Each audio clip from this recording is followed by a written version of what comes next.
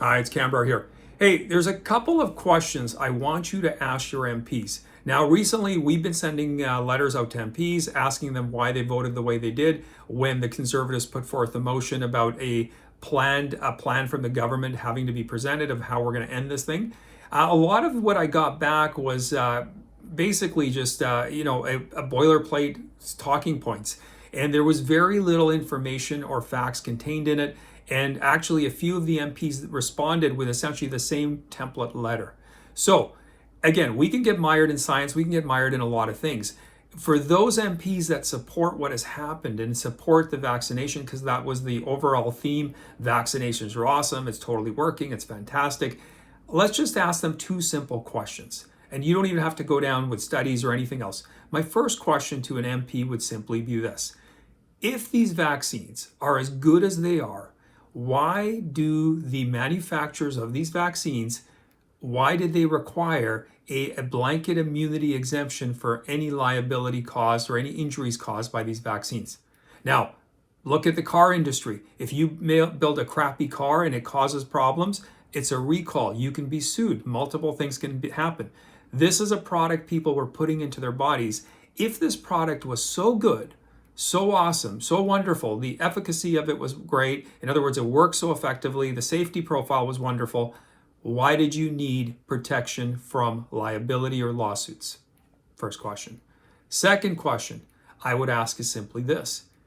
Again, if Pfizer believed in this product so much, and again, so awesome, works wonderfully, all those things, why did Pfizer and the FDA work so hard in the courts to block the release of the underlying clinical trial data? Okay, so those of you may not be familiar with it. Pfizer, FDA, on behalf of Pfizer, essentially blocked or asked a judge to grant them up to 75 years to release the underlying data from all the clinical trial studies.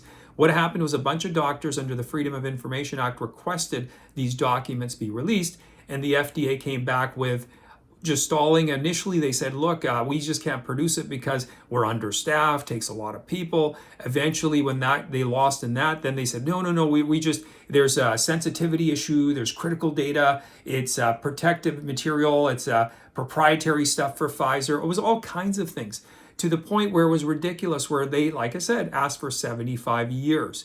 Ultimately, through the courts, it made its way. They lost, and data is having to be dropped much faster in a much shorter time frame.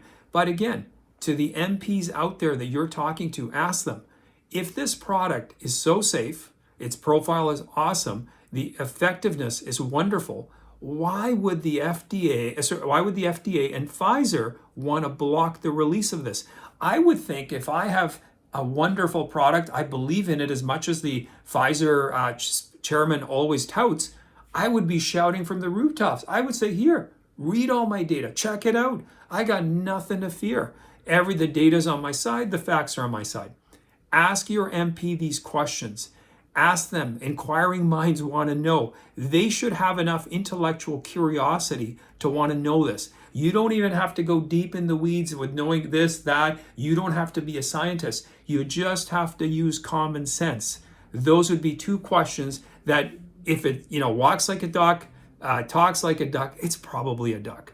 Okay, so please reach out, hit your MPs with these questions, see what they respond with.